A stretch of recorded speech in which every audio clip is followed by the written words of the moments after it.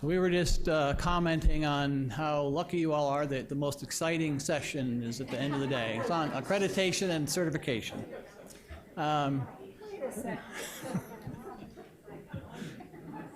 this is what we're going to try to accomplish, is address the functions of regulatory bodies that accredit training programs and certify individuals and their possible roles as levers of change for improving the training of the healthcare workforce. So I'm, as I mentioned earlier, I'm a child psychiatrist, but also involved with the American Board of Psychiatry and Neurology, maintenance and certification, and the ACGME in development of milestones for child psychiatry, and also for the Residency Review Committee. So I was asked to also say a couple of things after Julia about our milestone effort. This is our panel. I'm going to say just a couple things about each one. Adele Forster is first. She is the Chief Credentialing Officer of the Pediatric Nursing Certification Board, overseeing exam development as well as job task and role research for all four PNCB certifications held by over 42,000 RNs. She'll go first. Second, we have Allison Whalen, who is Chief Medical Education Officer with the Association of American Medical Colleges, AAMC. Third will be Julia McMillan, who is an Emeritus Professor in the Department of Pediatrics at the Johns Hopkins School of Medicine, and she is retired but has been recently involved as a consultant with the American Board of Pediatrics and has also been also involved with ACGME.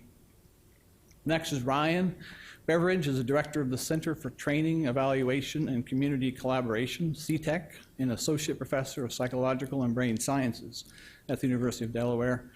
After that is Susan Berger, is the director of Family Peer Advocate Credentialing and Workforce Development at Families Together in New York State.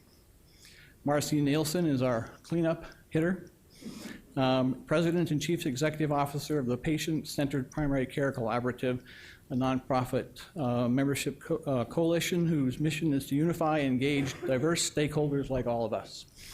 So I think we'll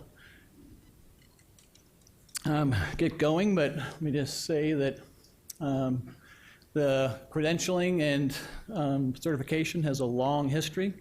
Back in the 30s, it started with the American Board of Medical Specialties.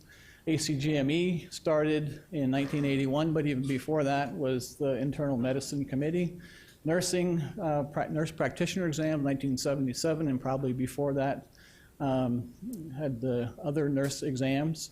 Psychology, 1993, and we heard that social work was in the late 19th century in terms of their involvement.